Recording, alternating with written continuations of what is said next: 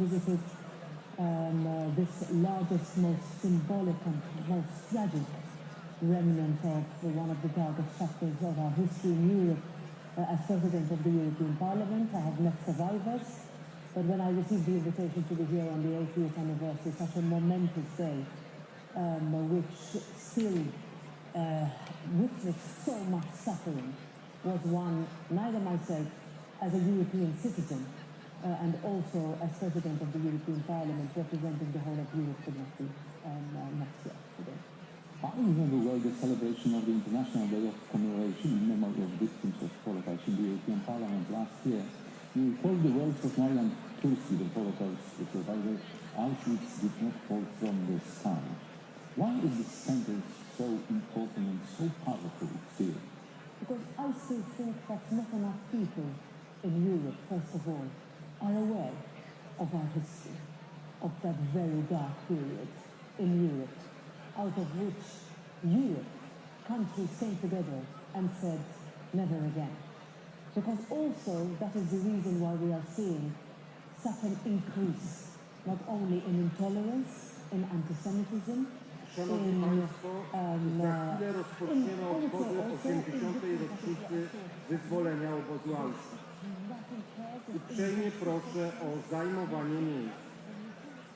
Proszę o wyłączenie telefonów komórkowych i niewykonywanie zdjęć podczas oficjalnej części obchodów.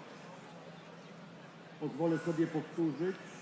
Proszę o wyłączenie telefonów komórkowych i niewykonywanie zdjęć podczas oficjalnej części obchodów. Całość będzie tłumaczona na język polski i angielski. Tłumaczenie na język angielski to kanał numer 1, tłumaczenie na język polski kanał numer 2. Powtarzam, kanał pierwszy to język angielski, kanał drugi język polski. Bardzo proszę o sprawdzenie słuchawek. Jeśli potrzebują Państwo wsparcia, proszę o podniesienie ręki. Ladies and gentlemen, in a few minutes the commemoration of the 80th anniversary of the liberation of Auschwitz will start. Please take your seats and mute your mobile phones. Please do not take photos during the official part of the commemoration. Let me say it once again. Please take your seats and mute your mobile phones. And do not take photos during the official part of the commemoration. The commemoration will be translated into Polish and English. Channel 1 is English and Channel 2 is Polish. Let me repeat. The first channel is English and the second one is Polish. Please check your headphones. If you need any support, please raise your hand.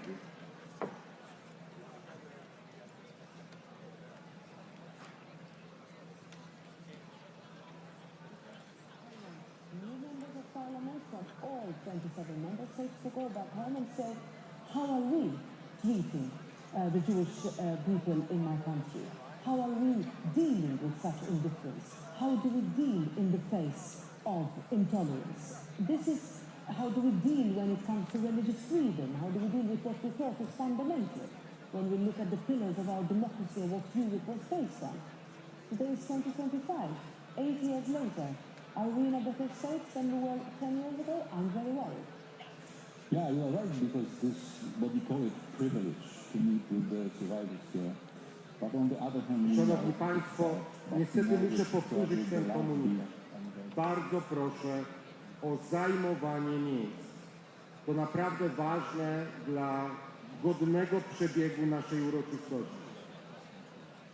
Ladies and gentlemen, unfortunately, I have to repeat our main message. Please take your seats. It's very important for dignity of the commemoration.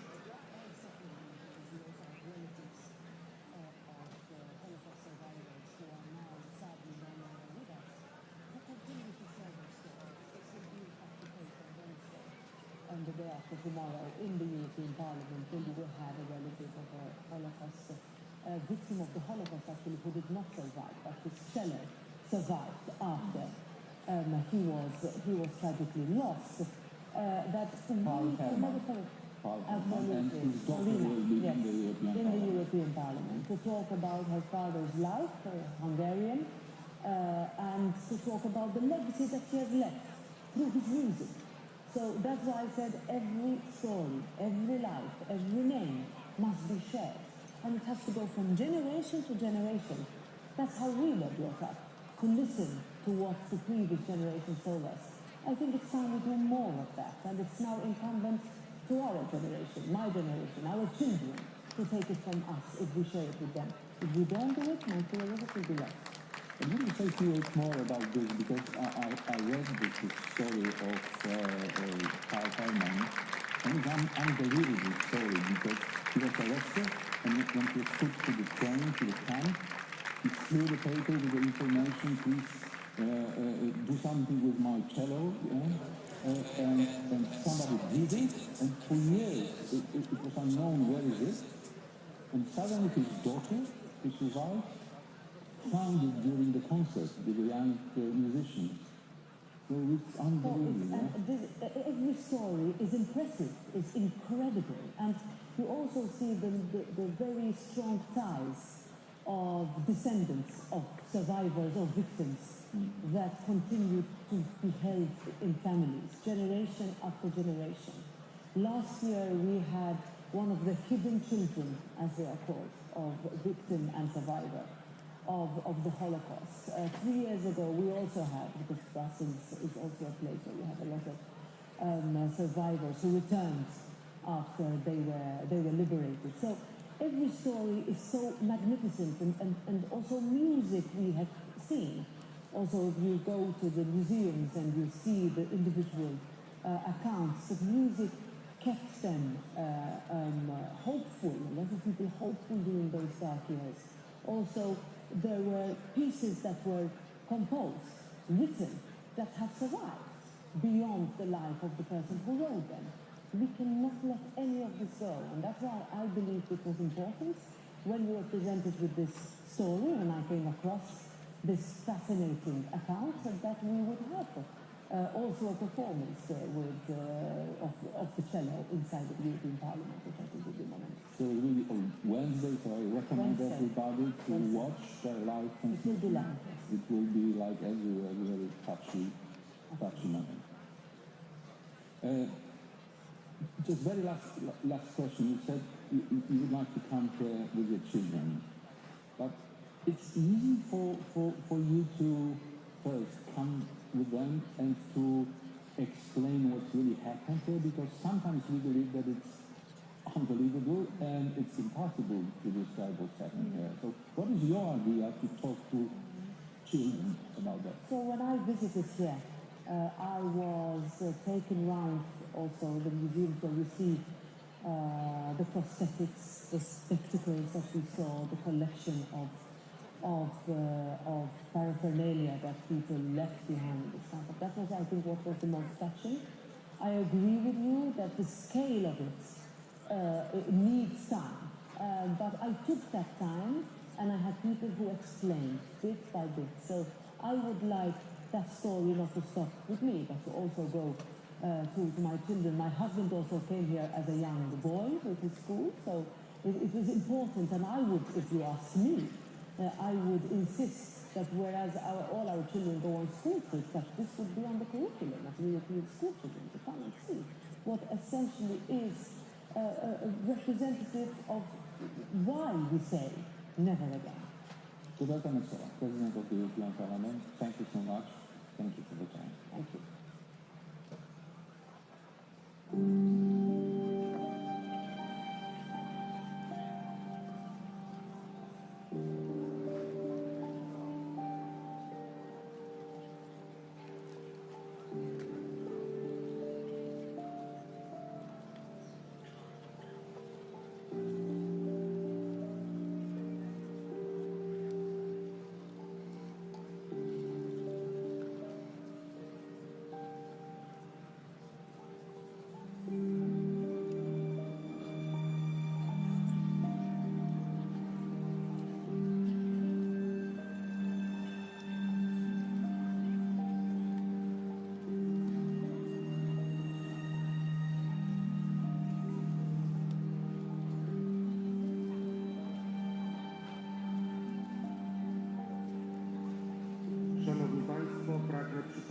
że całość obchodów będzie tłumaczona na język polski i angielski.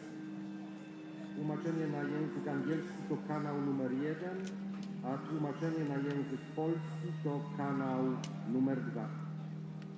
Pierwszy kanał język angielski, kanał drugi język polski. Uprzejmie proszę o sprawdzenie słuchawek i jeśli potrzebują Państwo wsparcia, prosimy o podniesienie ręki. Ladies and gentlemen, I would kindly repeat that the commemoration will be translated into Polish and English. The first channel, channel number 1, is English, and the second channel is Polish.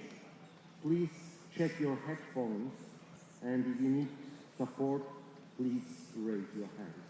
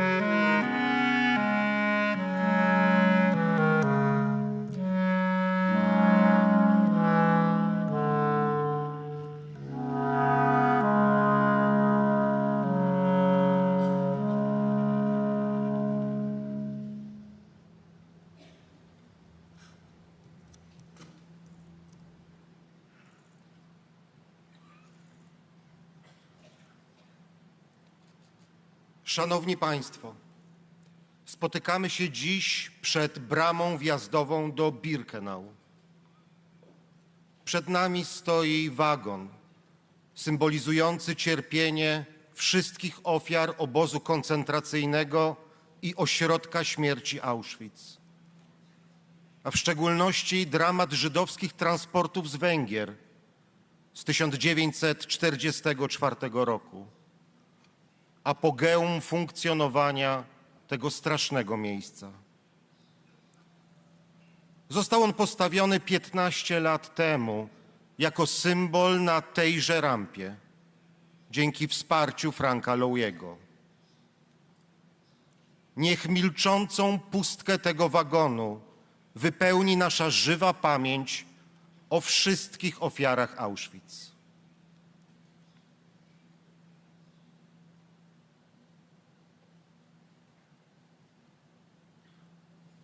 Na dzisiejszych obchodach pragnę powitać ocalałych.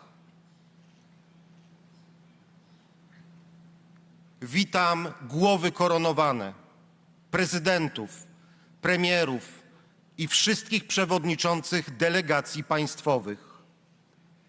Witam przedstawicieli Parlamentu Polskiego oraz parlamentarzystów z Europy i świata. Witam przedstawicieli korpusu dyplomatycznego. Witam darczyńców, którzy wsparli Fundusz Wieczysty Fundacji Auschwitz-Birkenau, filary pamięci. Witam przedstawicieli kościołów i wspólnot religijnych, w tym wspólnot i gmin żydowskich. Welcome all representatives of institutions and organizations and all the persons in attendance who have come to today's commemoration. May I ask for a welcome on behalf of the survivors. I'm asking Marian Turski, who survived Auschwitz and is a member of the International Auschwitz Council.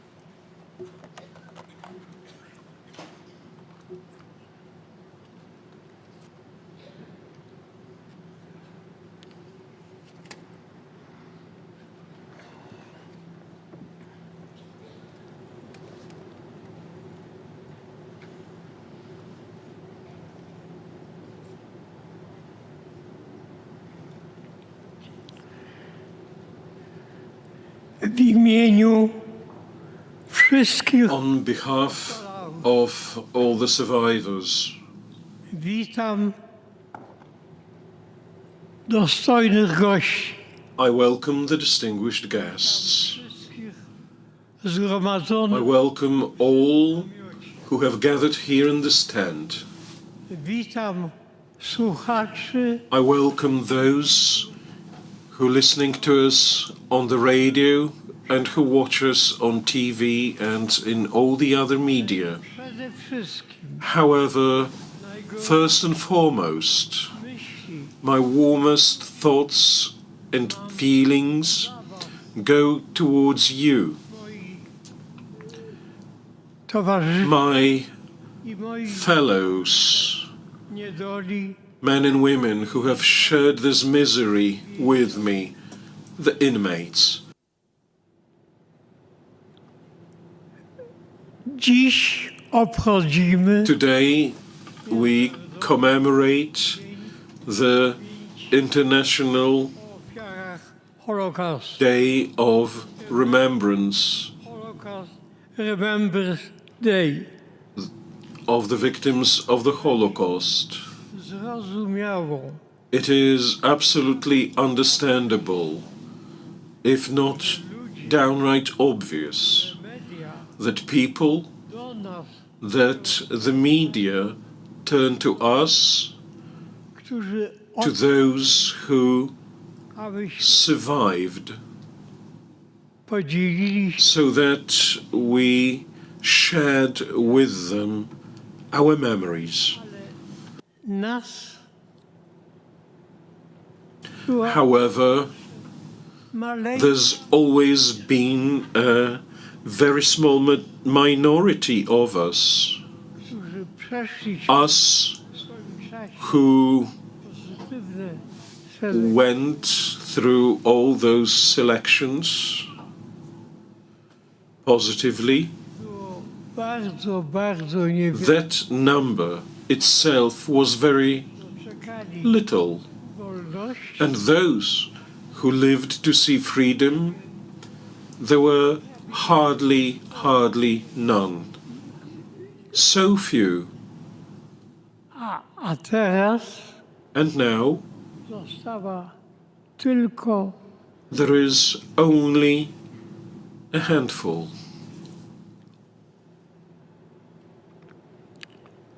dlatego, Such a small bevy. że nasze That is why myśli I believe that our thoughts powinniśmy skierować should now go towards this huge majority, milionom, those millions of victims które nigdy nam nie powiedzą, who will never tell us what they experienced, what they felt, ponieważ just because they were consumed by that mass destruction, the Shoah. także pewien However, there is a certain document that has survived, wiersz, a document, a poem,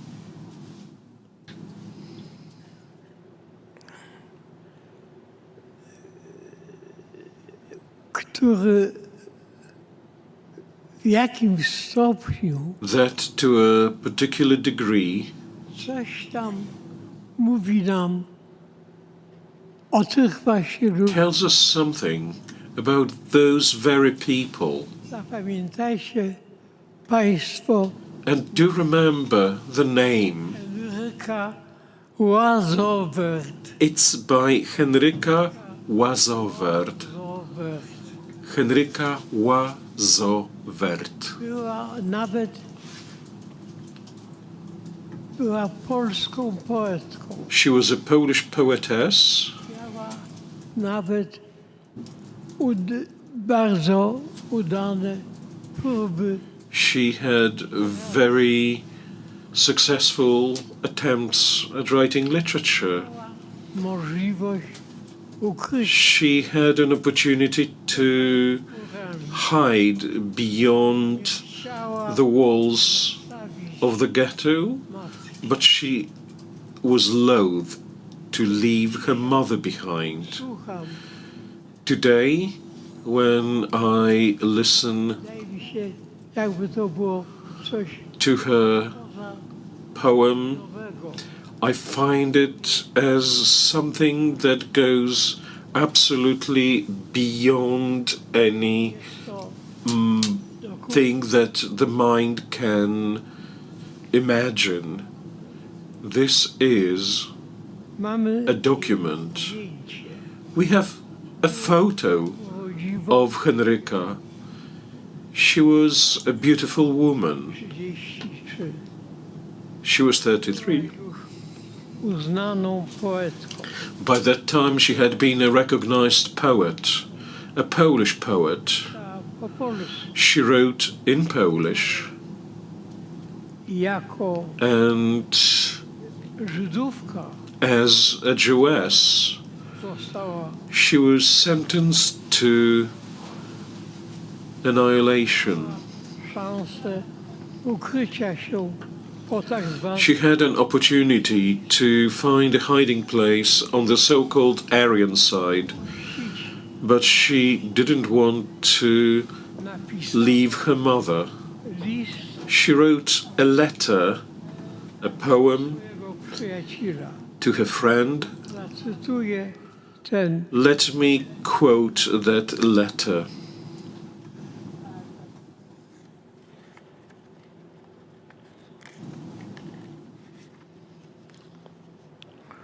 odjeżdżam gdzieś tam I'm going somewhere there, do stacji, to a very distant place, której a station that is unknown, for it is not in any map. dworcem niebo wisi There is the sky hanging over the station like a huge black lid. The engine shrieks bitego with the voice of a beaten man. mają The train drivers have the faces of paper. tylko jedną All I have with me is just one suitcase and one grief próbował zgłębić. that no one's ever tried to plummet. Bardzo spokojnie, I'm so very composed, nie widać. and what you cannot see at all, so very sad. Zdrów Be healthy, są, my distant. gdzie There are hearts where nothing changes. nie, już nie ma. I am Nie ma. no longer. No longer. Poproszę obecnych May I ask all the present to stand up for a moment's silence?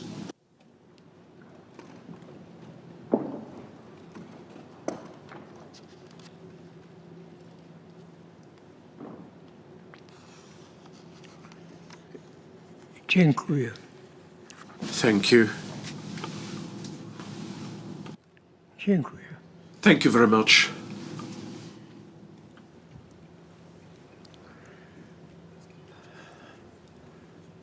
Drodzy przyjaciele, Dear friends, od co najmniej 2000 lat for at least 2,000 years naszej cywilizacji of our civilization, towarzyszy we've been accompanied by a vision of apocalypses.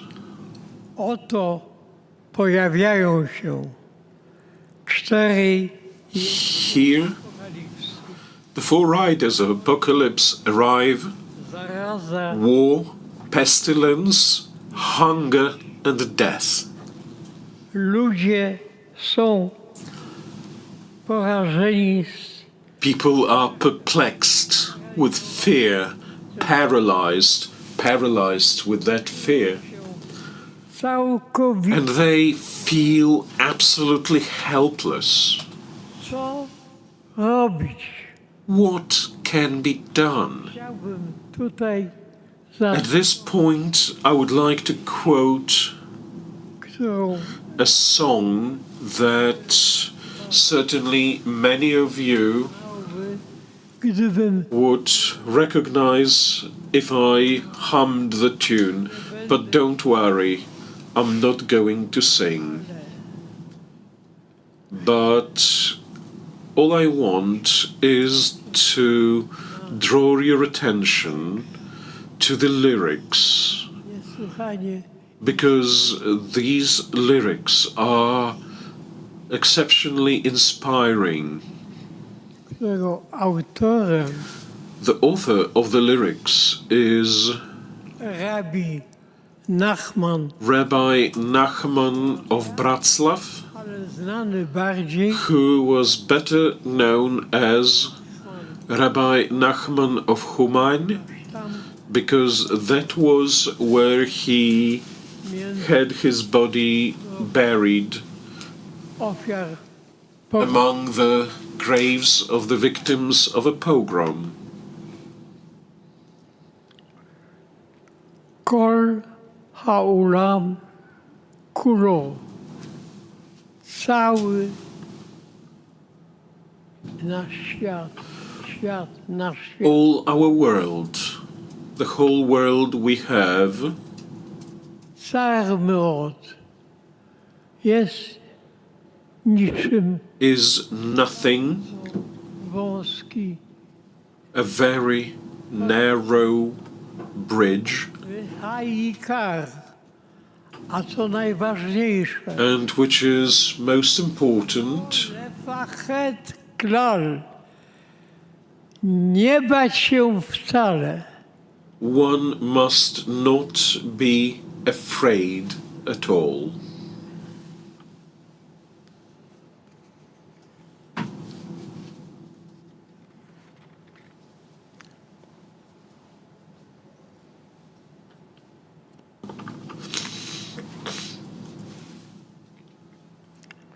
A więc Thus, bać się. not to be Widzimy afraid, w świecie we see in the contemporary world teraz today and now, antysemityzm, we see a huge rise in anti-Semitism, antysemityzm and that is precisely anti-Semitism that led to the Holocaust. Lipstadt, Deborah Lipstadt called it antysemityzmu. the tsunami of anti-Semitism, Jej odwaga and it was her courage, her za tenacity in fighting with Holocaust denial, Holokaust which in English is called the denial of the Holocaust, zakończyła się put czasem po an end to it. It ended in a success after she won a trial against David Irving in London. Nie bójmy się wykazać Let us not fear dzisiaj demonstrating the same courage today when Hamas zaprzeczania attempts at denial of the massacre of the 7th of October.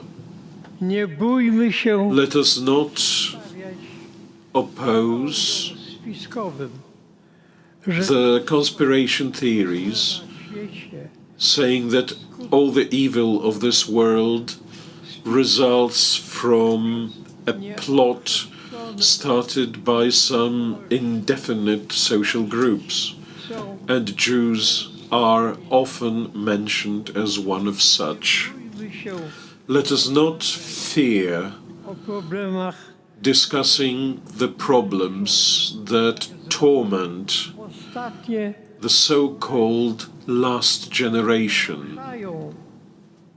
Co prawda ci młodzi ludzie These young people may disturb our social order. They may disturb our system of truth. sędzia Yet, wydał wyrok, whether the judge has pronounced the sentence when he uttered those memorable words, wskazuje perhaps today I sentence tomorrow's heroes.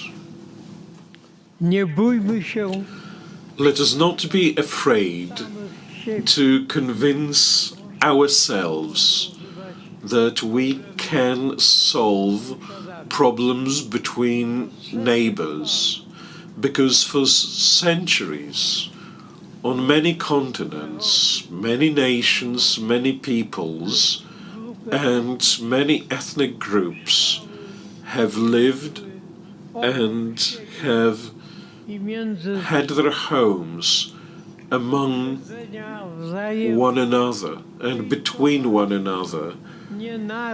All the hatred, all the hate speech led to armed conflicts between those neighboring peoples and ethnic groups. That always ended in bloodshed. Yet, luckily, there are the positive experiences as well, when both the sides reach a conclusion that they have no other way of ensuring a peaceful, safe and secure life for their children, grandchildren, and for the future generations than leading to a compromise. Let me quote here two examples from Europe: Germans and the French, Poles and Lithuanians. Let me reiterate, let us not fear convincing ourselves that one needs to have a vision not only of what is here today, but also what is going to come tomorrow and what will come in several decades. Thank you for your attention.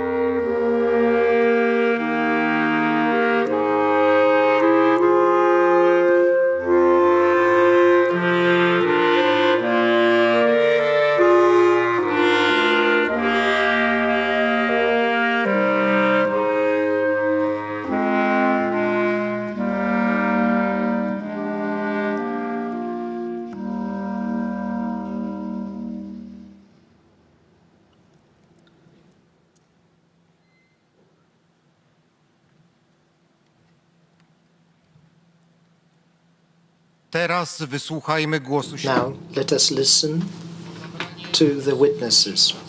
May I ask a survivor, Ms. Janina Iwańska, to take the floor.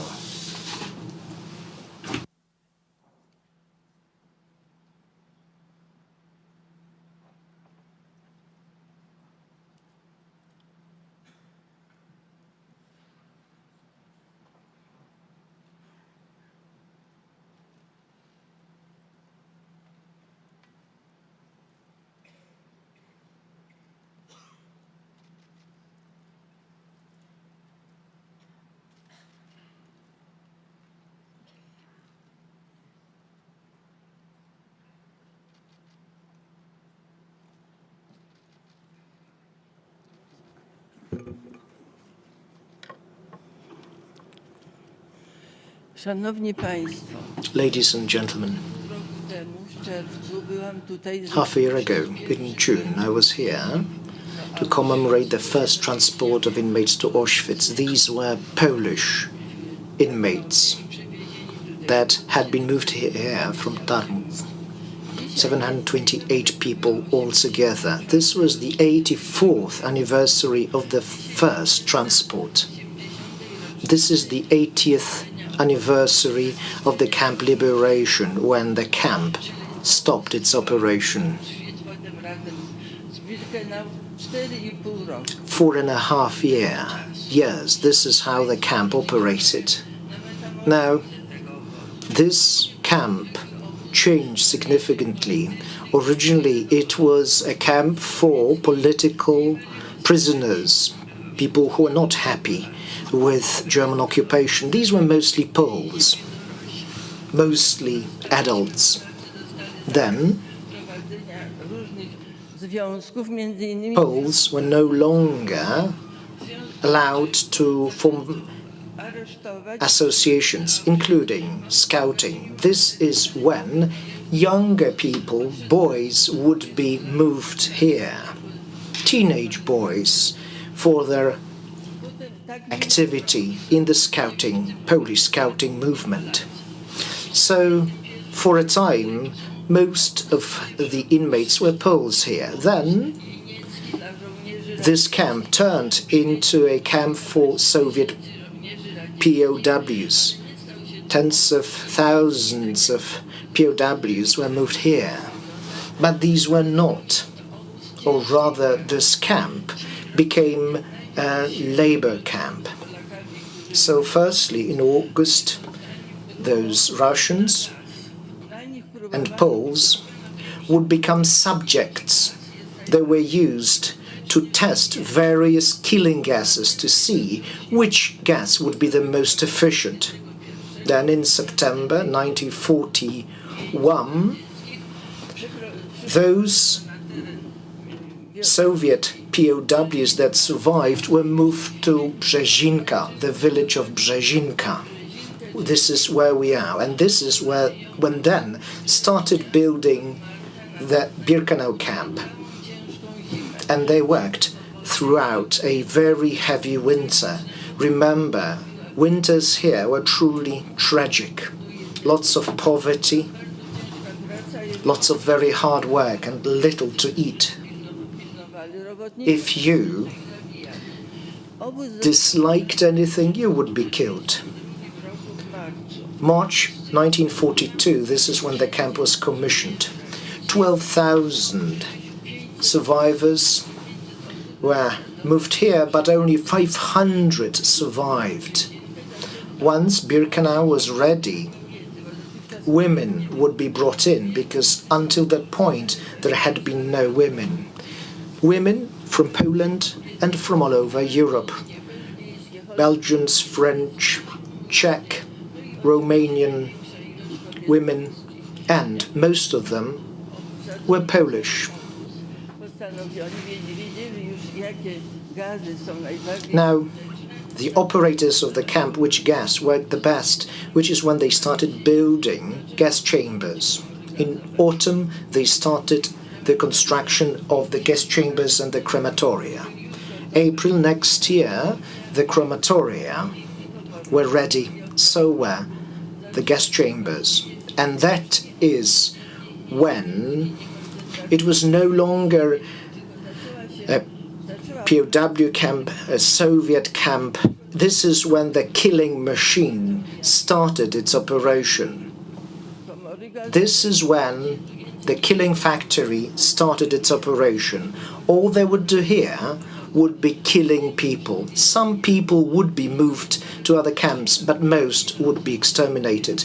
It is difficult to calculate all the people killed here. Most would be registered, marked, but many a time inmates, people would be brought in here from other countries, and they would be driven directly to gas chambers and crematoria. It is calculated that around 1 million Jews were murdered this way, so they would be taken directly from the ramp to the gas chambers. Nobody knows exactly how many people died here. Now, the year was 1943. Apart from Jews and Aryan people from all over Europe and other continents, including Asia and North America, they would bring in Roma. They called it the gypsy camp. Roma and Sinti would be put there. They called it the family camp. Families would be brought in here, Roma with their wives and children. Dr. Mengele would take care of them. Even before the war, Mengele actually had conducted experiments aimed at proving that the German race was superior. All the others were inferior, and the Jews and the Roma were basically inhuman, so they should be exterminated. The Roma were brought in here in whole families because he specialized in conducting experiments on children. Where you had a family, there were also children then, and they, or rather then, he would experiment on newborns, on babies. Many Roma died here because of diseases, misery. Now, in August 1943, there were as many as 4,000 Roman Sinti living there. There was this night of the 3rd.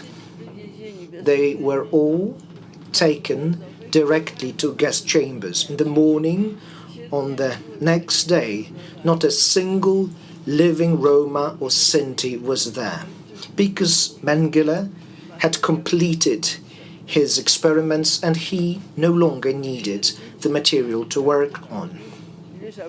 So it was August 1944, close to the end of the war. That is when the uprising broke out on the 1st of August. It was an uprising against the Germans.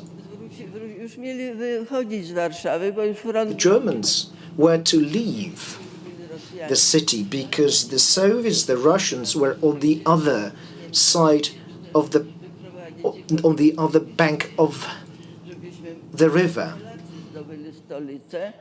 Poles rose because they wanted to win the capital, but the Germans would return and started destroying the capital.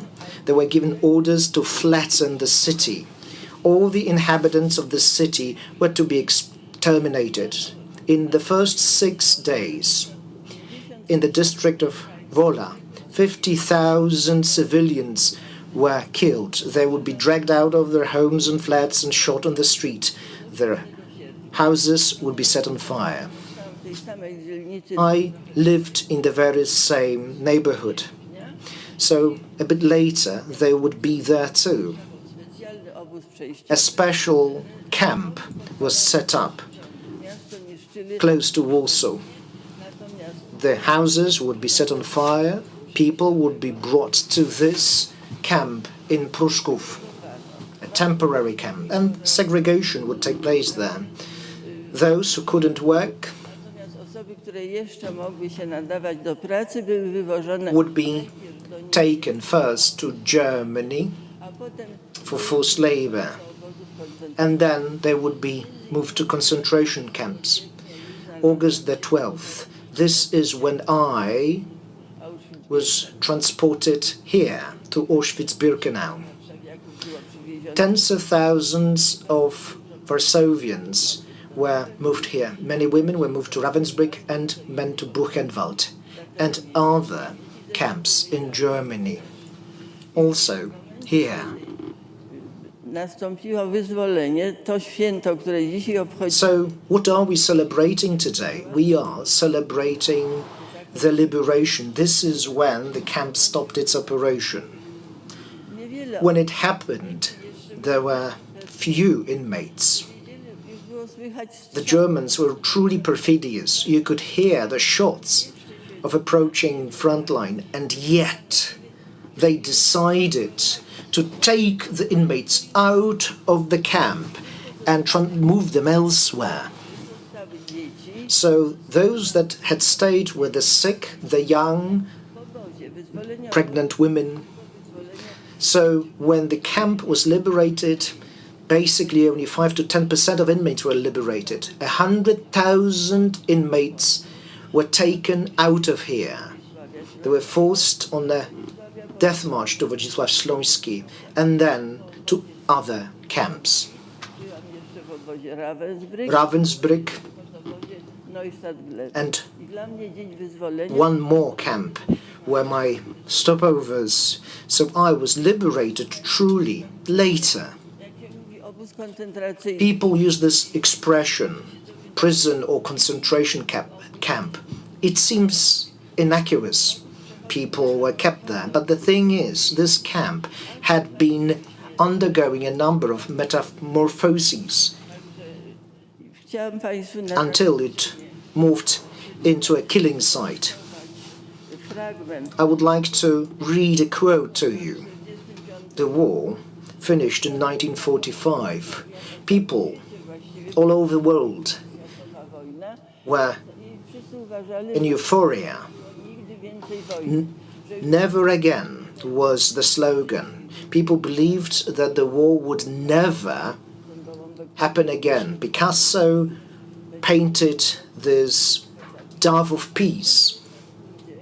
And yet there were people who made certain predictions. They predicted that it is impossible for these things never to happen again, because people became so inhuman that it might happen again. In 1950, a Polish writer and essayist wrote something about the war.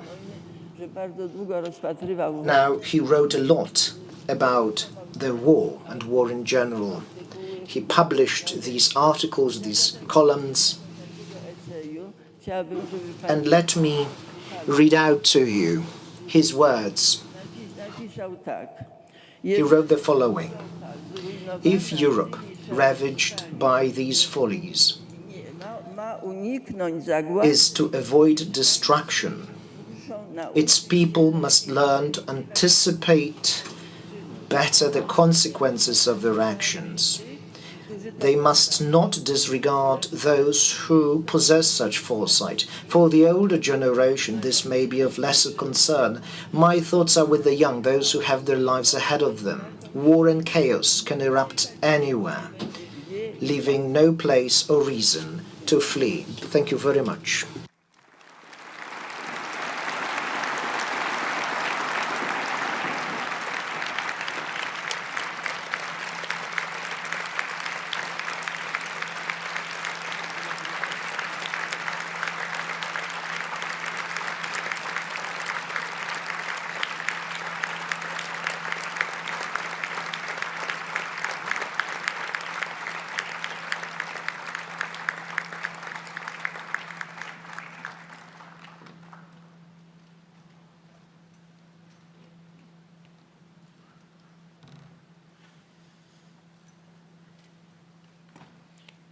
Szanowni Państwo, Ladies and gentlemen, may I now ask panią Ms. Tova Friedman, Auschwitz survivor, to take the floor.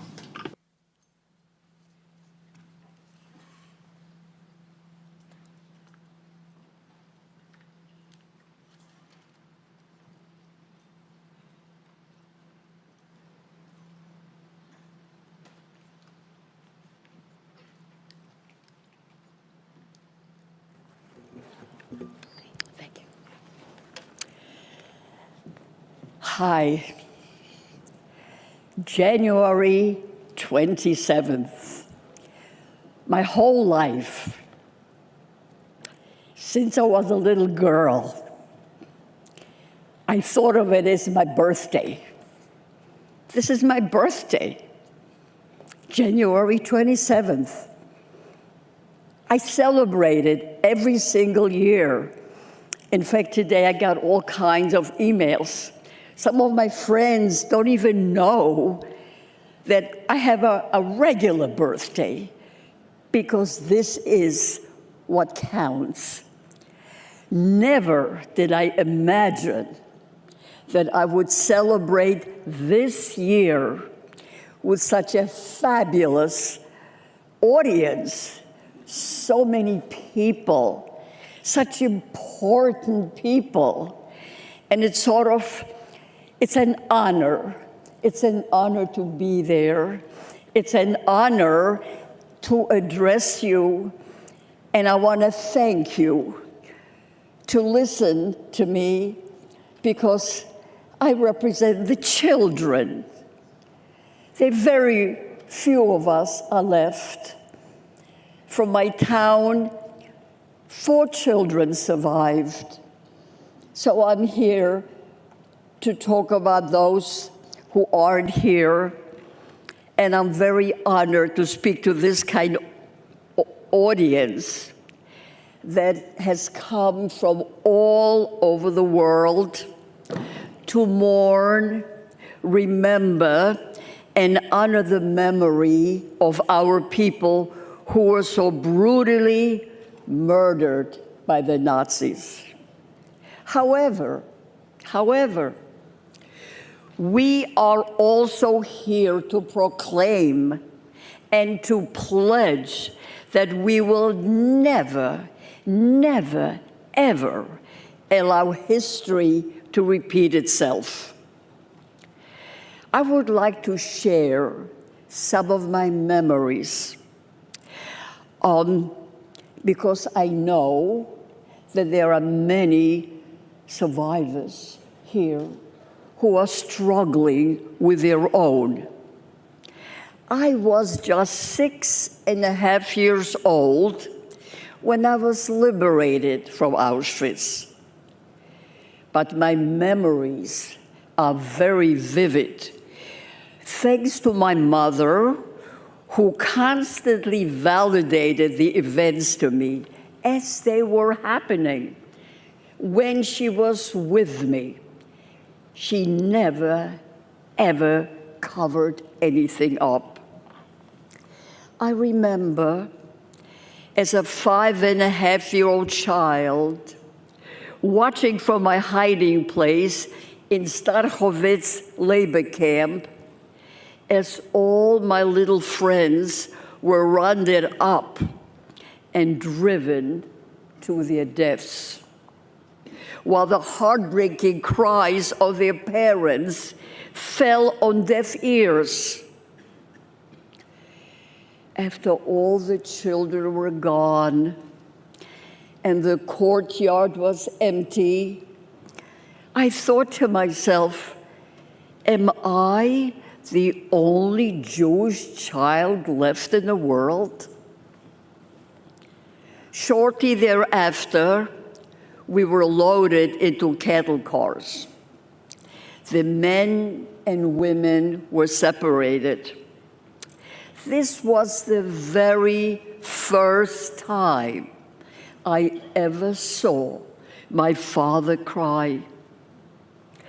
Up until then, no matter what horrors, no matter what happened to us, we were together. the three of us. We were a family.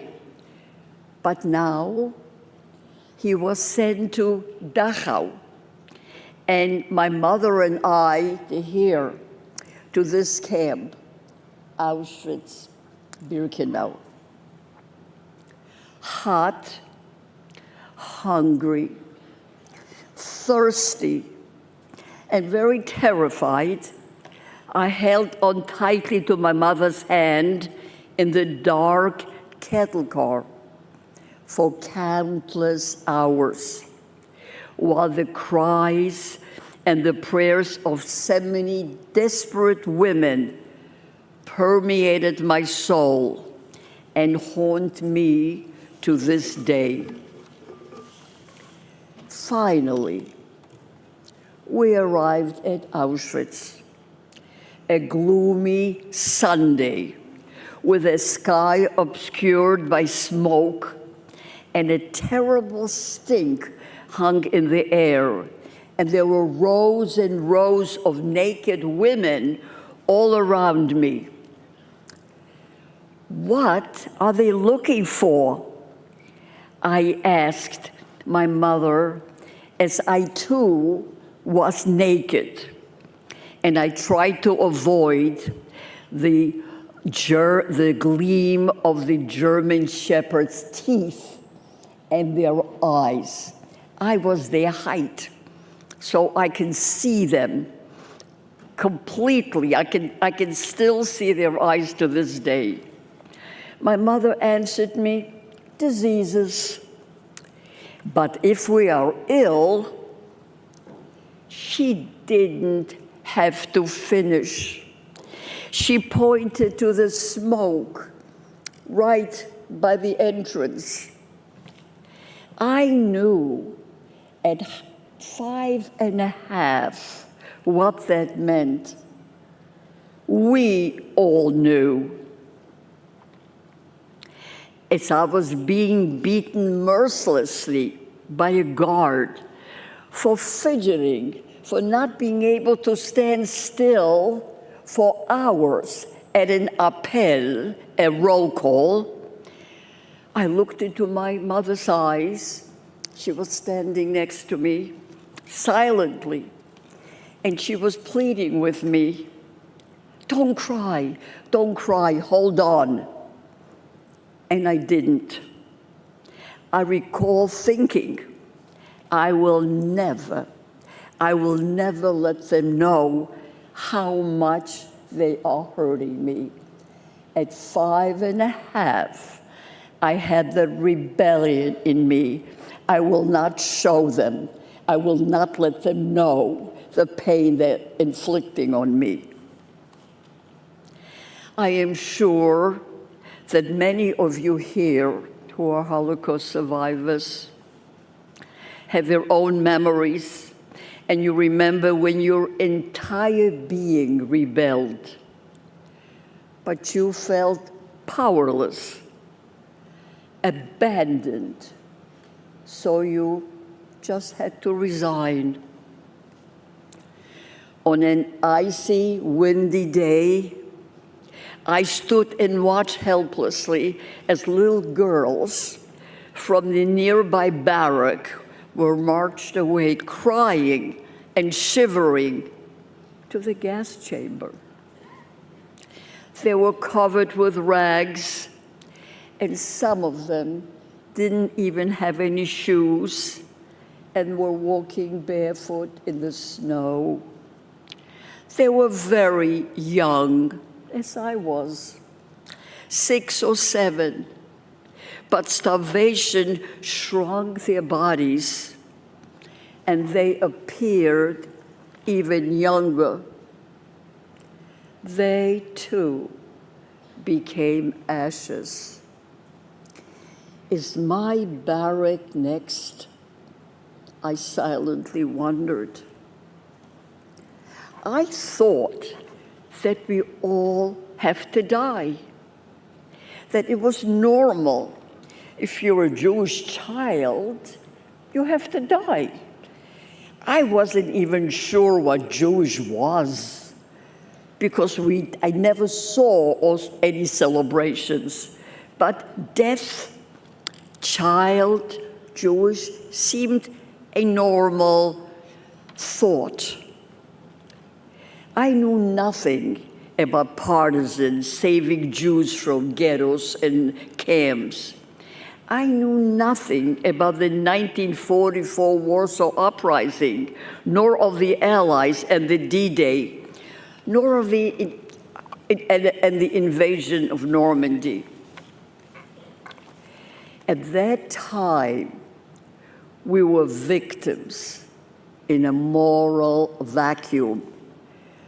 But today, however, we have an obligation not only to remember, which is very, very important, but also to warn and to teach that hatred only begets more hatred, killing more killing. Instead, our revenge has been to build a strong Jewish country and raise our families in peace. Many of you here, I saw, have your wonderful families with you, just as I do. 80 years after liberation, the world is again in crisis. Our Jewish Christian values have been overshadowed worldwide by prejudice, fear, suspicion, and extremism. And the rampant anti-Semitism that is spreading among the nations is shocking. It's shocking to all of us, to our children and our grandchildren. Israel, the only democracy in the Middle East, is fighting for its very existence and its way of life. We mourn not only the fallen soldiers and the hostages, but also the turbulence and mistrust in our society. We pray for strength, resilience, and of course, hope, which has to be part of our daily life. We all of us, must reawaken our collective conscience to transform this violence, anger, hatred, and malignancy that has so powerfully gripped our society into a humane and just world before these terrible, terrible negative forces will destroy us all. It is an enormous task, but our Jewish sages teach us the time is short, the task is great. We may not be able to complete it, but we have an obligation to start. Thank you.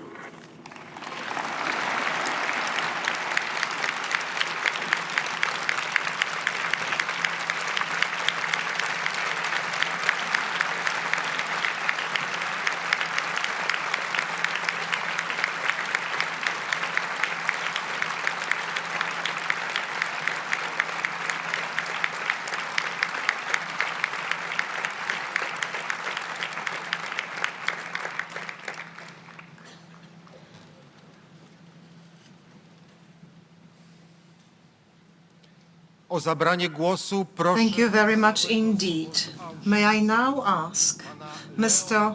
Leon Weintraub, the Holocaust survivor, to take the floor.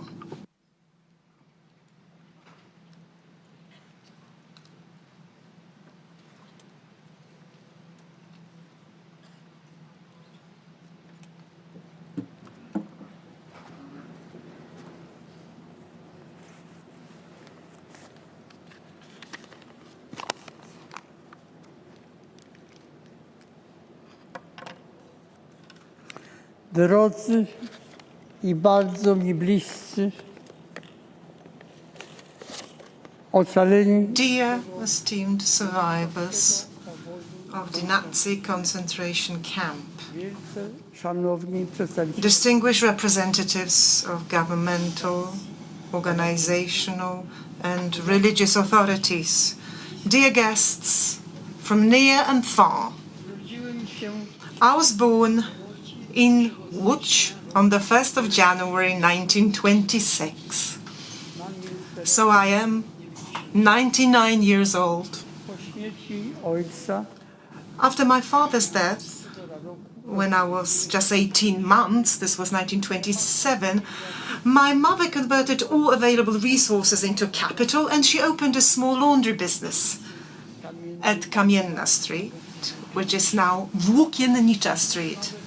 And then the entire family, żyliśmy comprising of my mother and her 5 children, we occupied just 2 small rooms. This is where we lived and this is where she worked. zacząłem szkołę podstawową. Now, I started my primary school and I was a good student. So, after the 6th grade, Otrzymałem I got admitted free of charge to a Pilsudski gymnasium at Sienkiewicza Street in Łódź. And I was about to start my further education on the 1st of September 1939.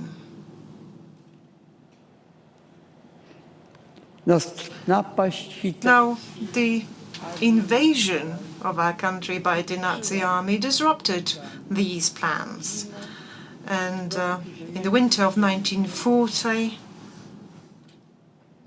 Nastąpiła przymusowa we were forcibly moved to the ghetto Litzmannstadt that the Nazi established. While in the ghetto, I worked in the Metal 1 department, and I spent them there almost 5 years. 5 years of hard labor chroniczny and constant hunger.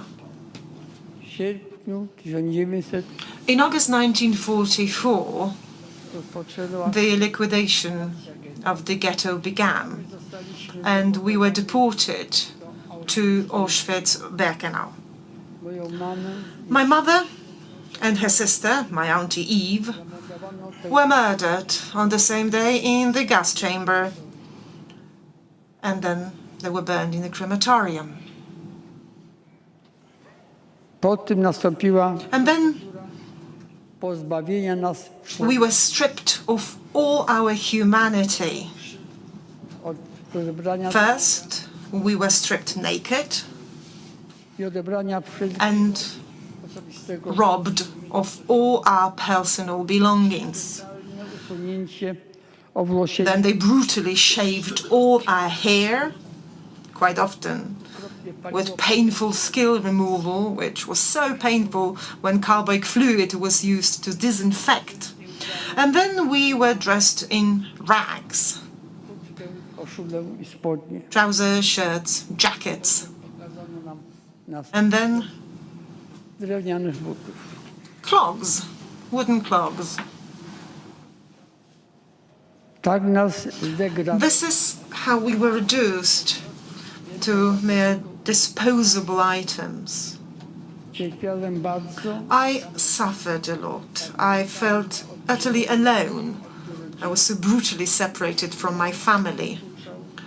Ten I czas also suffered because of this constant black smoke, reeking of burnt flesh that was rising from the chimneys. This was particularly maddening.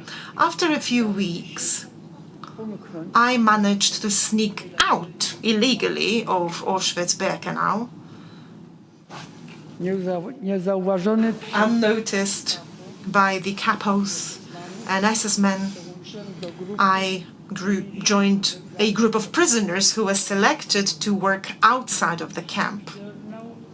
pod obozie In Dönau, which was the sub-camp of Gross-Rosen, I worked as an electrician. In late February 1945, After a 3-day death march, we were transported to the Flossenburg camp and then a month later to the Natzweiler Stutthof Offenburg camp. I was liberated by the French troops near Donaueschingen on the 20th of April 1945. As I was diagnosed with general debility and I only weighed 35 kilos, I was also diagnosed with typhus, I had to be hospitalized for several weeks, first in Donaueschingen, and then I was stationed at the French military sanatorium on the Reichenau Peninsula. In the autumn of 1946, I started my medical studies in Göttingen. I returned to Poland in November 1950, and after graduation in 1954, I worked at the Clinic of Obstetrics and Women's Diseases of the Medical Academy in Warsaw. But owing to rising anti-Semitism in Poland, I lost my job in February 1969, where I was the head of the obstetrics and gynecology department in Otwock Hospital. So in September 1969, I emigrated to neutral Sweden together with my family. Today, we are celebrating the 80th anniversary of the liberation of the Auschwitz camp. This Nazi concentration camp symbolizes the unprecedented cruelty in the treatment of people throughout history.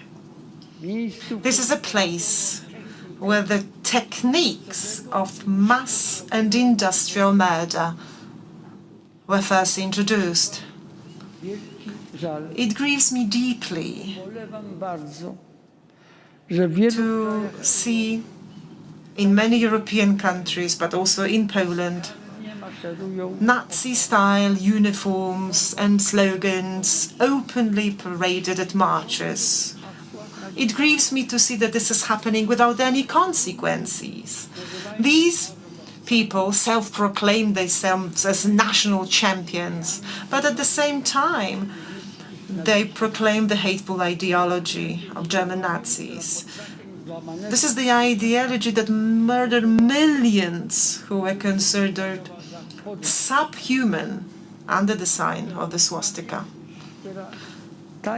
So this ideology, an attitude that preaches hostility and hatred towards others, this defines racism, anti-Semitism and homophobia as virtues.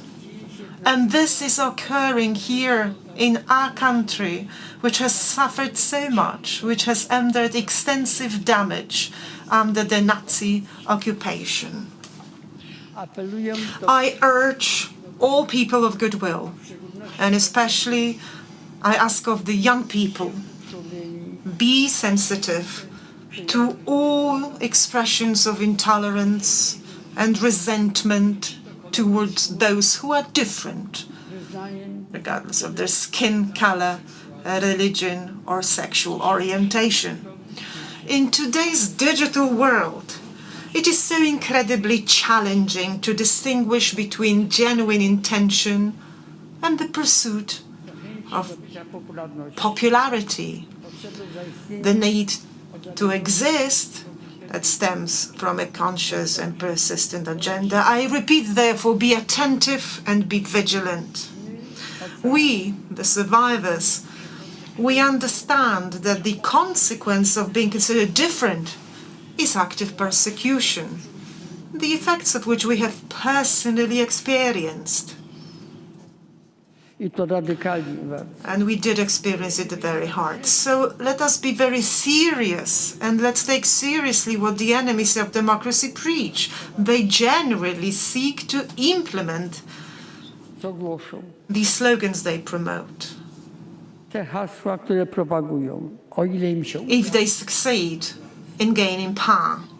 unikajmy We must avoid the mistake of the 1930s, kiedy nie wierzono, when the world failed to take seriously the Nazi regimes stworzenia państwa wolnego, and the plans to create a state free of Jews, Roma, and people of different opinions or sick or those deemed unfit to live were underestimated.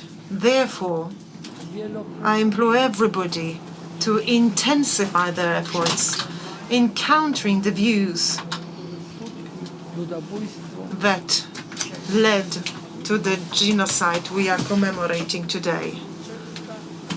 Modern understanding of our heritage and our DNA confirms that there is but only one race of humans, Homo sapiens. tak więc to Therefore, the theory of racism, podstawowe which is a fundamental principle of Nazi ideology, is false and incompatible with reality. Let me assure you, as a doctor, as a gynecologist, when I perform operations, whatever the patient's skin, the tissues beneath are identical in every person. astronomowie Astronomers tell us that there are trillions of solar systems and galaxies and that are similar to ours.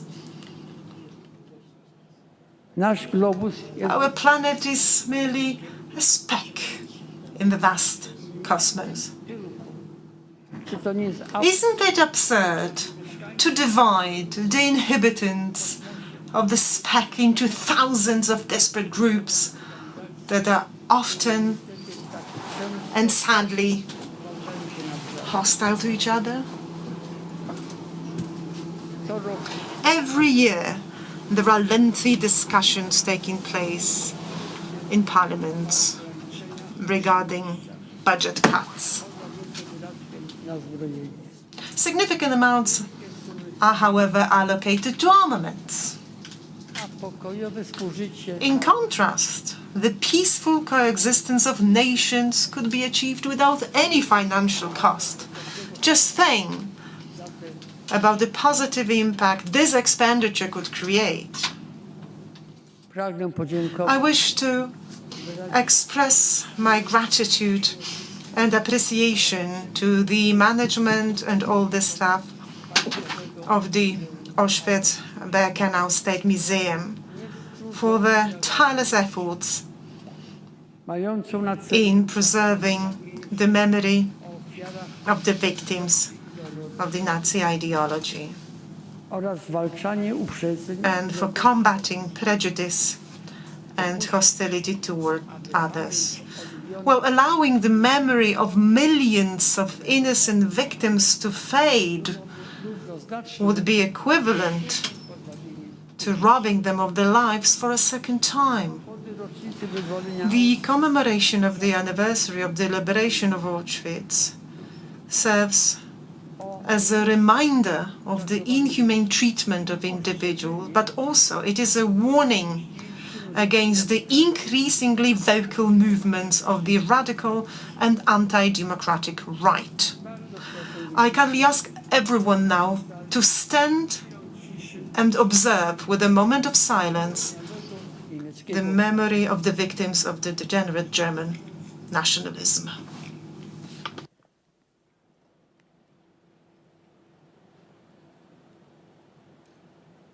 dziękuję.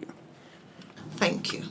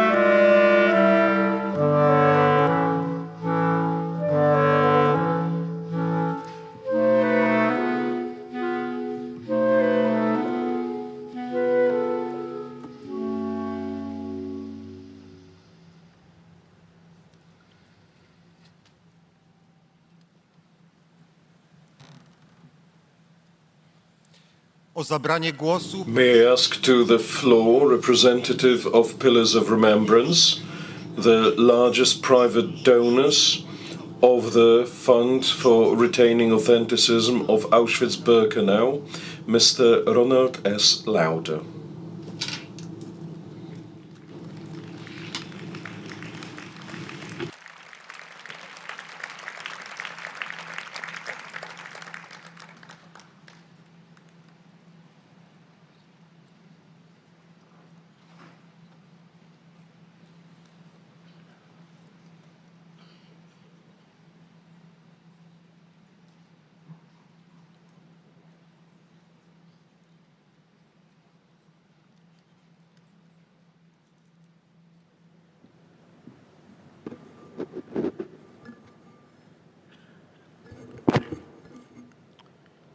Thank you. Before I begin, I'd like to acknowledge the Auschwitz survivors who are with us today.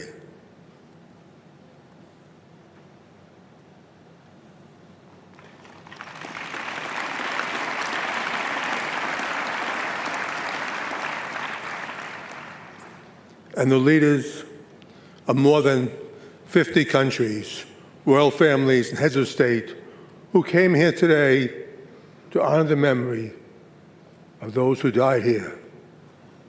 Thank you.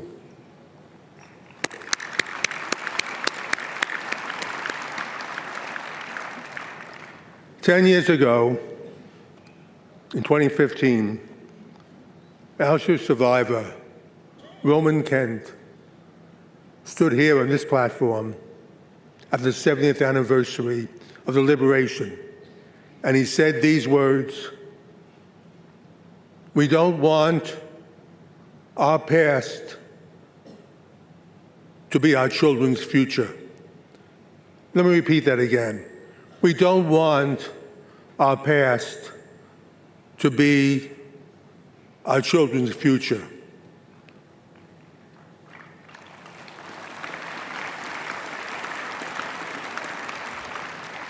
Roman Kent died 6 years later, but his words haunt us today, because if Roman Kent were here and saw what was happening to the Jewish people around the world in 2025, he would cry. It's hard for us to believe what we see today, the sudden violence of hatred against Jews, the singling out of the one Jewish state with huge demonstrations shouting anti-Semitic slurs everywhere. This is hard for us to watch, any of us, but I cannot imagine what it must be like for the almost 50 survivors here who are with us today. What Roman Kent said, and all of you lived through, we are watching right now in front of our eyes. Earlier, you heard Tova Friedman tell a story of watching children separate from their parents and taken to gas chambers. We know that 1.5 million children were killed in the Holocaust, the most heartbreaking number in an ocean of heartbreak. But 15 months ago, not 80 years ago, we saw Jewish children slaughtered, once again, for one reason: because they were born Jewish. In a very fundamental way, what happened in Israel on October 7th and what happened here at Auschwitz have one common thread: the age-old hatred of Jews. On January 27th, 1945, when the Red Army entered these gates, the world finally saw where the step-by-step progression of anti-Semitism leads. It leads right here. The gas chambers, the piles of bodies, and the horrors within these gates. But what led up to the Holocaust final outcome? It began slowly, first when Jews were singled out in universities, excluded from jobs, with boycotts and attacks in the media. Yes, it began slowly, and then it happened all at once.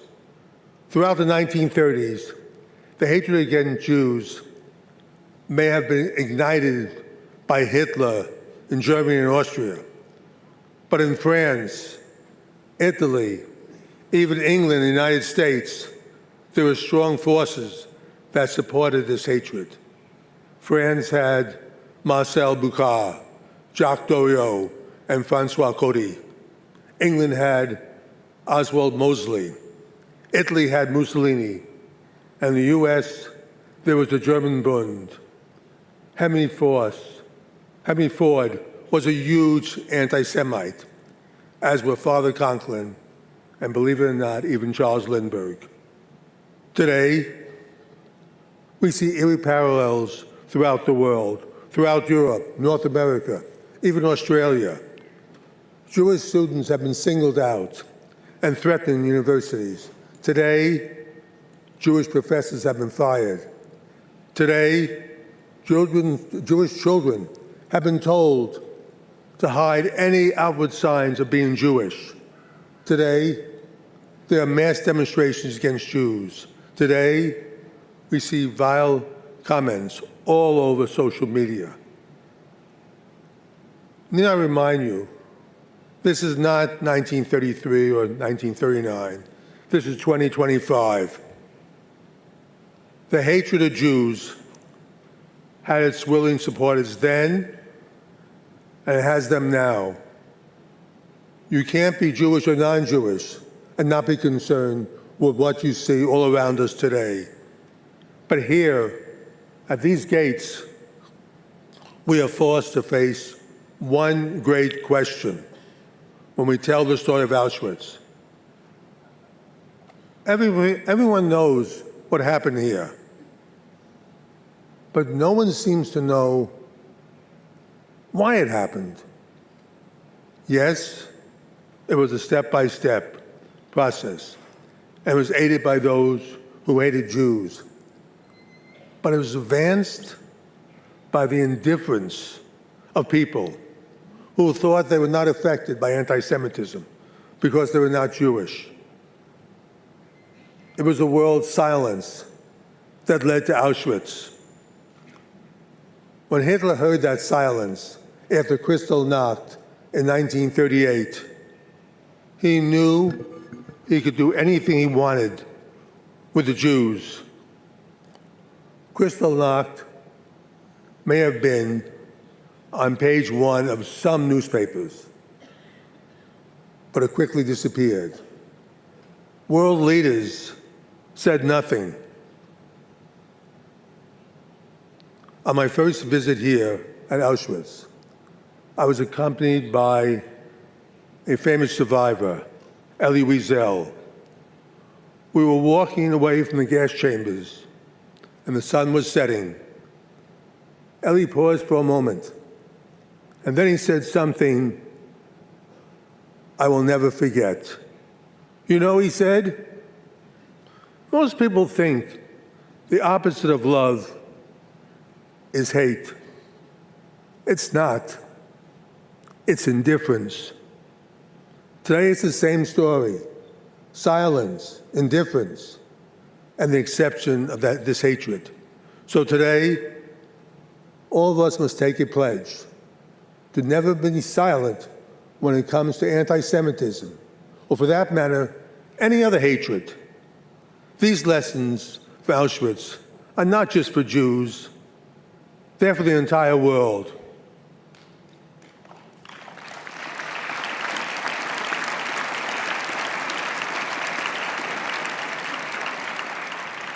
That's because Jews are the canaries in the coal mine. When the canary dies, miners know they have to get out of that mine as fast as possible. That canary died 15 months ago on October 7th. And that is the most consequential warning for the entire world. Yes,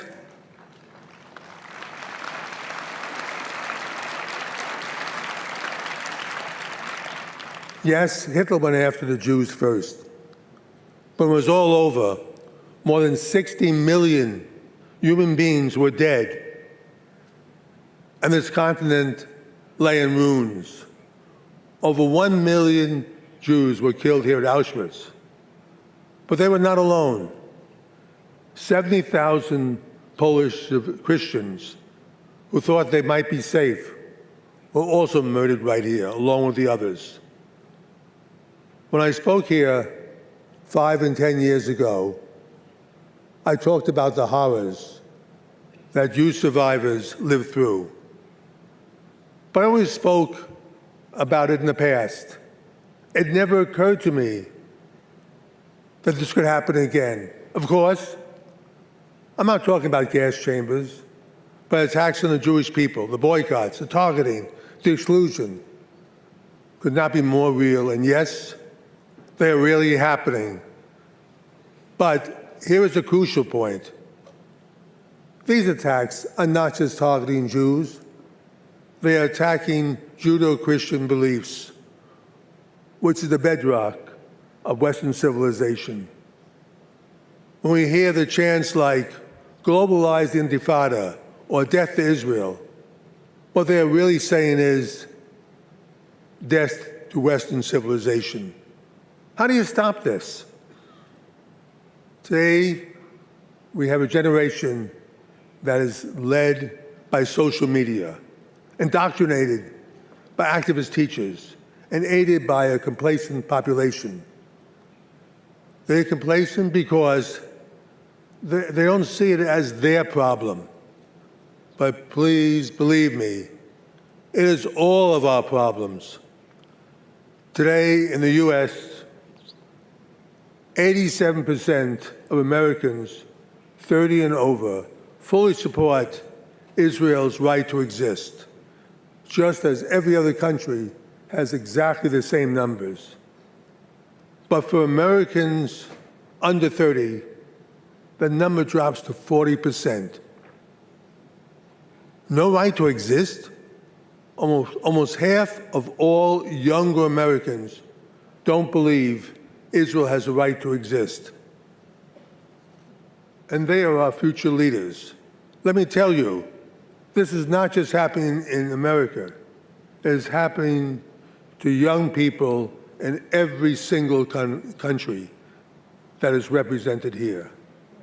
Just as in my country, young people are getting most of their information from social media, and that is dangerous.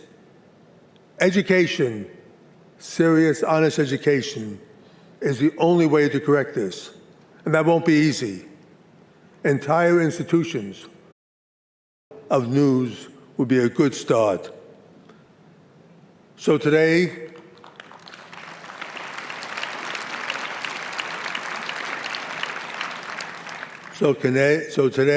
I cannot stand here and look at these survivors and say that everything is okay, as I have in the past, because everything is not okay. Roman Kent's words haunt us. So let today be the day we all of us, world leaders and ordinary citizens, Jewish and non-Jewish, old and young, make a solemn pledge to stop this now before it's too late. We must, you must, and that's every one of your countries. No hatred of Jewish people or any people is tolerated at all.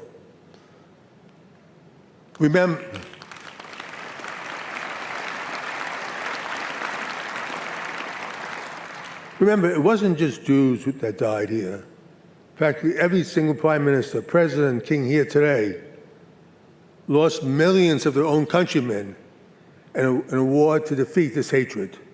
80 years ago, millions of young men gave up their lives so these gas chambers were turned off forever.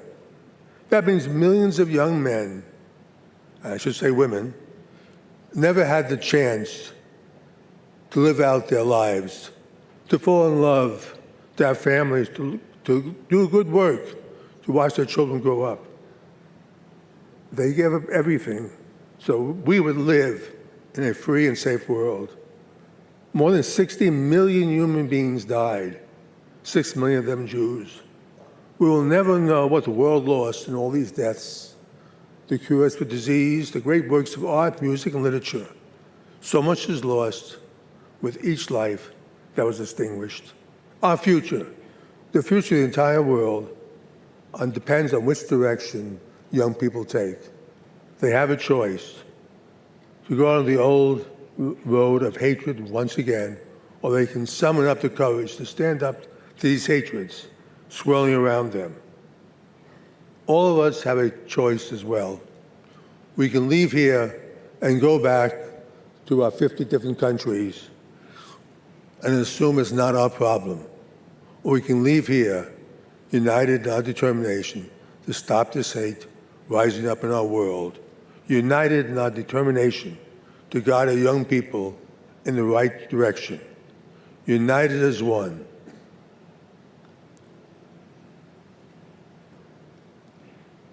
I've been involved with Auschwitz for more than 50 years, since the 25th anniversary in 1970. On my first visit, I saw how time elements were taking their toll.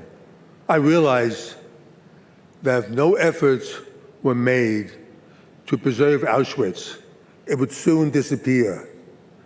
So I took it upon myself to start that process, to make sure that Auschwitz would stand for all time as the strongest lesson for all humanity. What we see here today reflects what Auschwitz looked like in 1945. So future generations will see and learn the lessons of Auschwitz. And I salute the many people who helped me in this endeavor with the same commitment. I hope Roman Kent is looking at us now, knowing that we do everything in our power to make sure that his warning does not come to pass. Don't worry, Roman. We will fight this hatred with renewed determination. And I firmly believe that the good will triumph in the end. Finally, I would like to convey what this place, Auschwitz, means to me.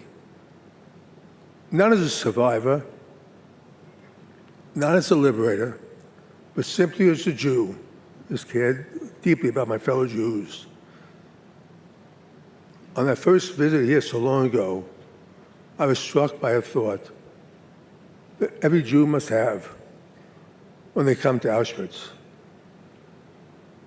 What if I'd been born in Budapest in 1944, where my grandparents came from, instead of New York, where they settled? What would have happened to me? You all know the answers to that question. I feel a deep personal connection to this place. This platform where over 1 million people arrived. I was drawn to this place. I try to come here as often as possible. Every visit, I would always stop at the train station on Avincian and buy flowers. And then I would find a rock, and I would lay the flowers at the tombstone out there. I would put the rock on top of the memorial that many of us have done for more than 1 million men, women, and children whose souls swirl around us. I would say a special prayer, the prayer you know. I felt then and I feel now. I tie to each one of them. It's hard to explain, but it's profound, and it's a major part of who I am. I've spoken here in past commemorations. Today, I must be realistic. This may well be the last commemoration, and also that I will speak at. But I leave today with the understanding I did my best. I did my utmost to be worthy of the memory of all those who were lost there. I tried my best. Hope I was worthy.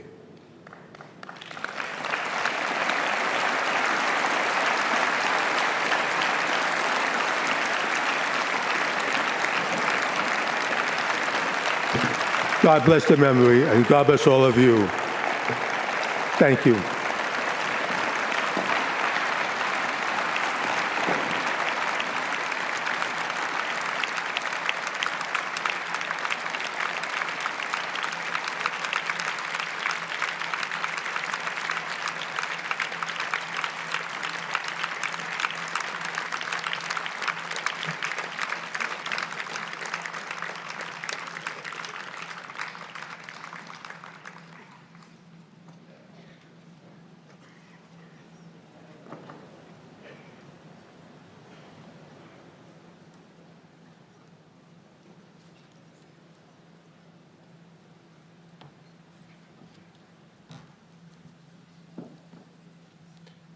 Głos oddaję panu dyrektorowi. And now the floor goes to the director, guardian of the Auschwitz-Birkenau Memorial, Dr. Piotr Cywiński.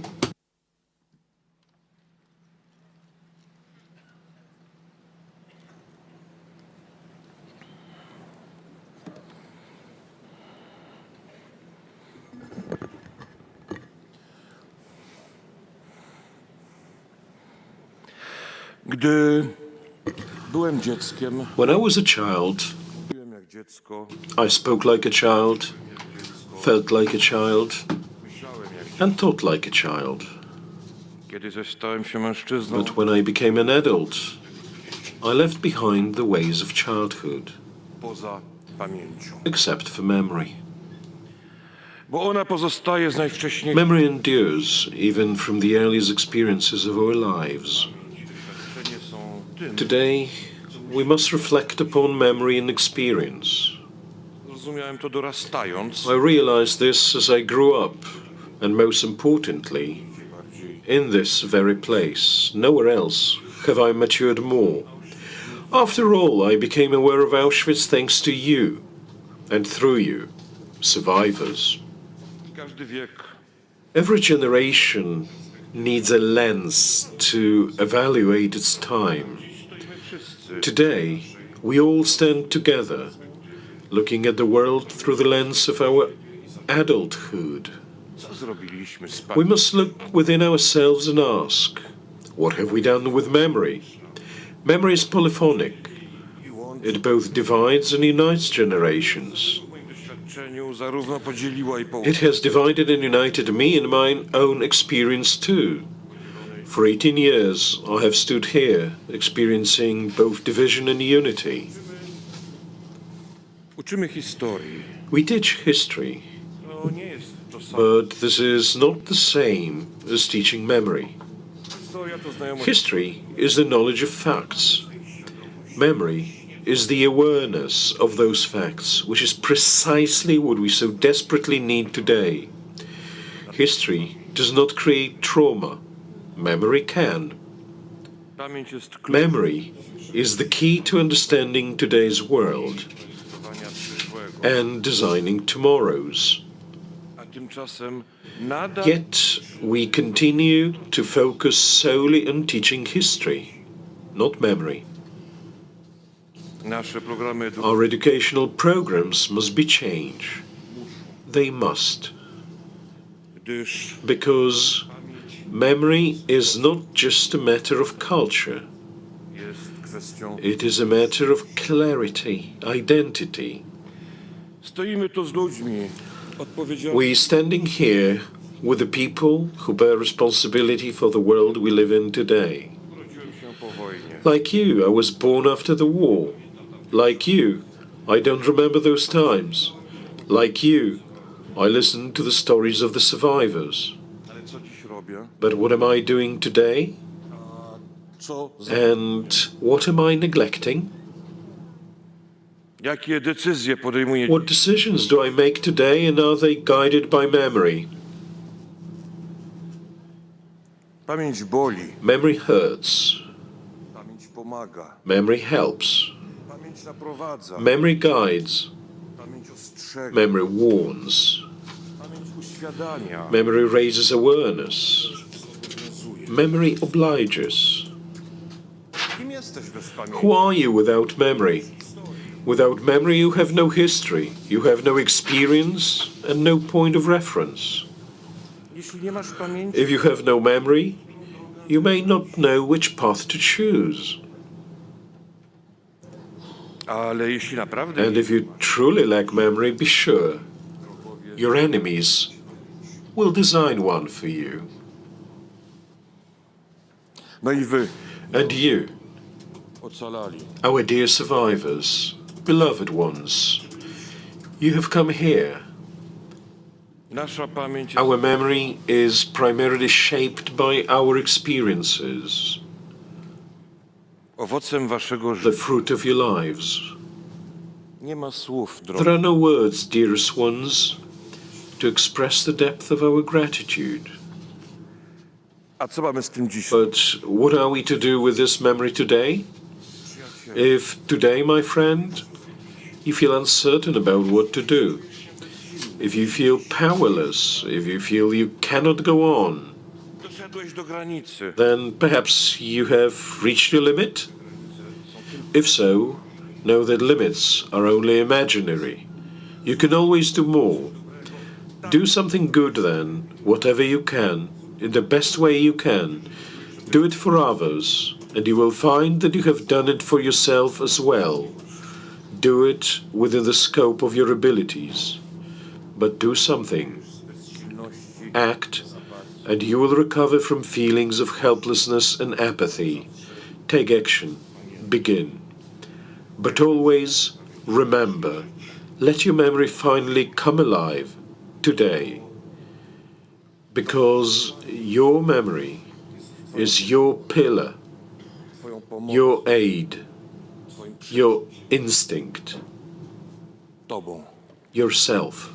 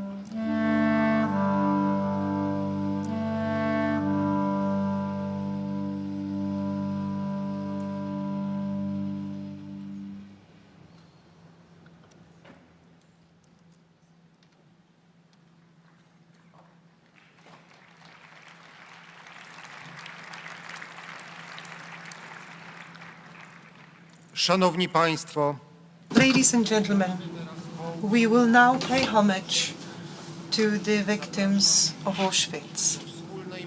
Please join us in a joint prayer for those who were murdered in Auschwitz.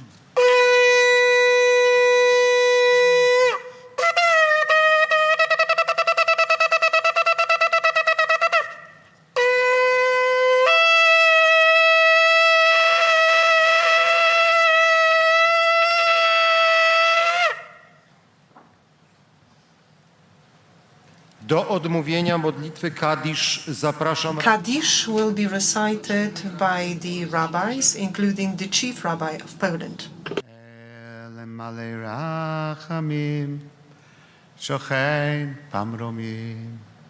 המצאנו חונכונה תחת כנפי השכינה, במעלות קדושים וטהורים כזורקי המסירים,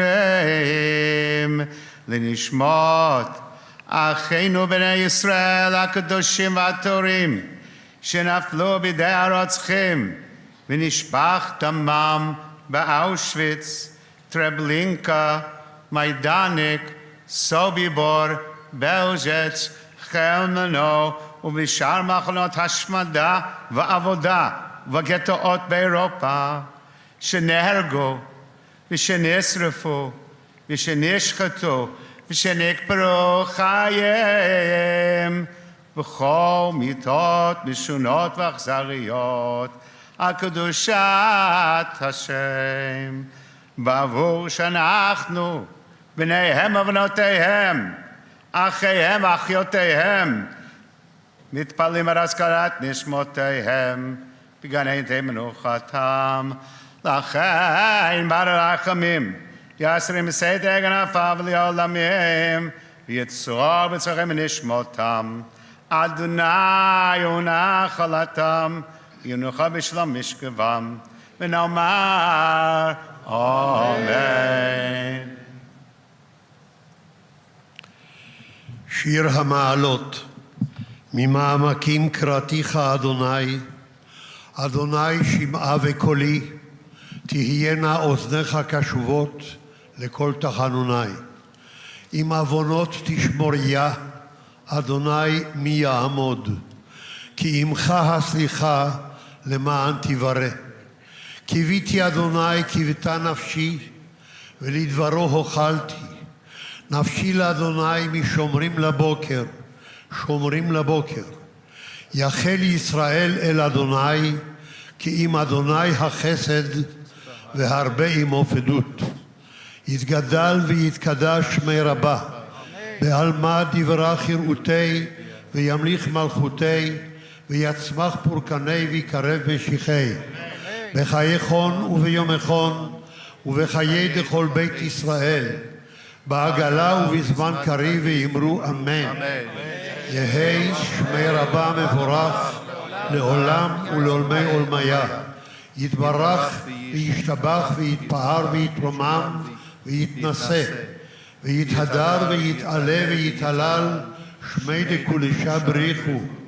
לעילם עם כל ברכתה ושירתה, תושבחתה ונחמתה, דאמירם בעלמא ואמרו אמן. יהי שלמה רבה משמעיה וחיים טובים עלינו ועל כל ישראל ואמרו אמן. עושה שלום במרומיו ויעשה שלום עלינו ועל כל ישראל ואמרו אמן.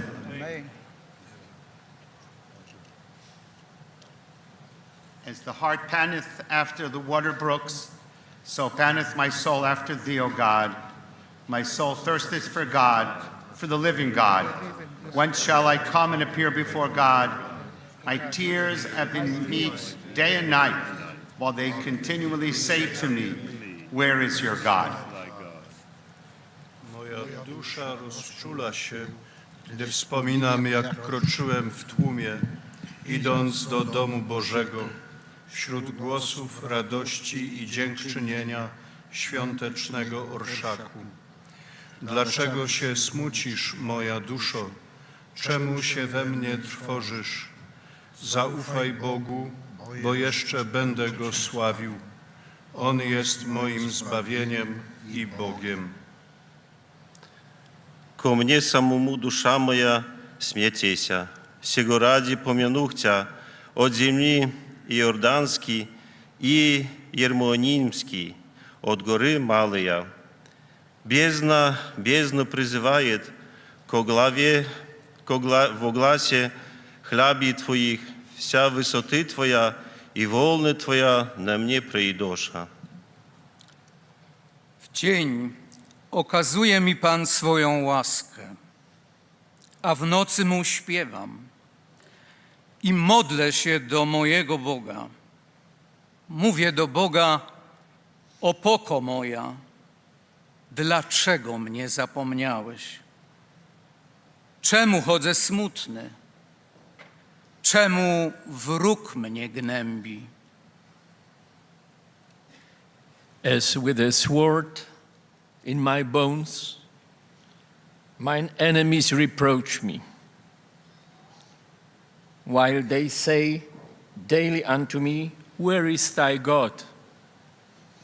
Why art thou cast down, O my soul? And why art thou disquieted within me?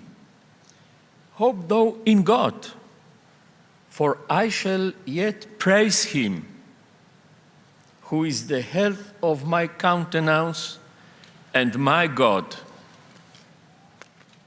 Psalm 42. Tęsknota za... Psalm number 42, longing for the God's presence in the temple, was spoken by the groups of various religions: Judaism, Catholic Church, Protestant Church, Greek Orthodox Church, and Islam. Thank you very much indeed, and please be seated.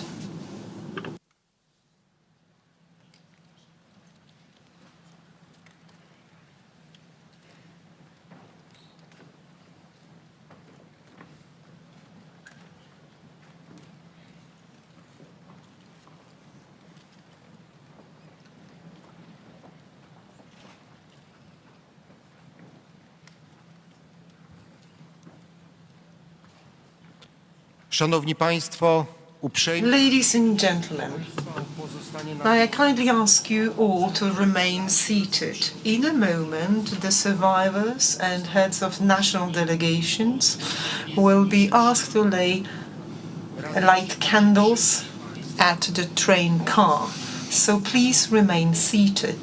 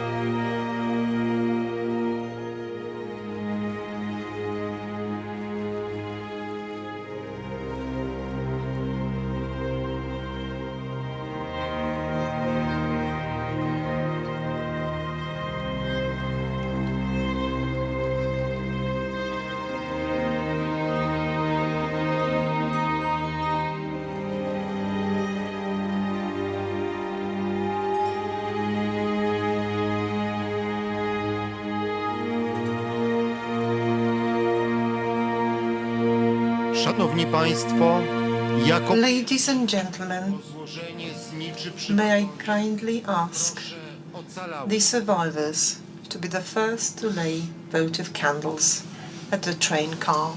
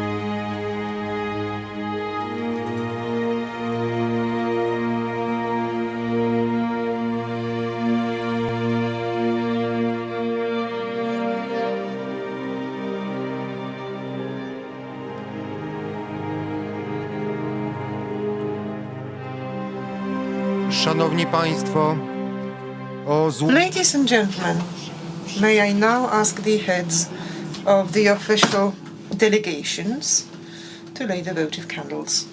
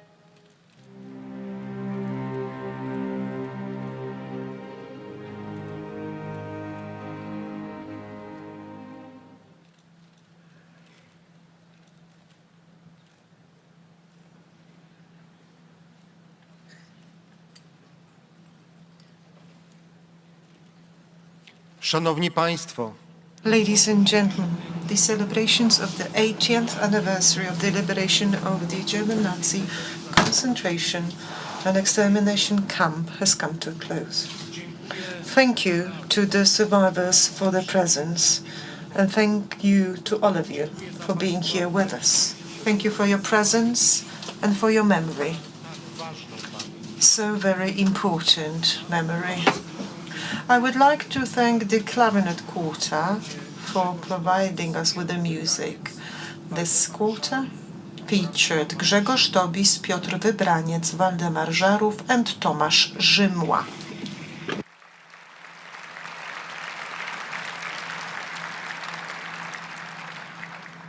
wszystkich gości proszę o... May I kindly ask you for a moment of patience. Please bear with us so that the survivors and their guardians can leave the tent quietly.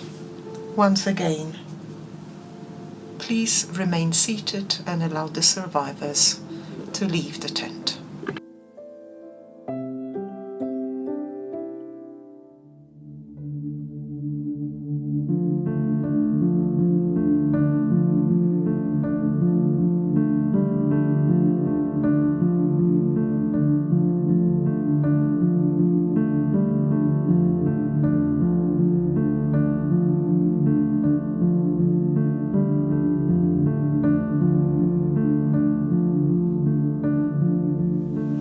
Zakończyła się oficjalna część.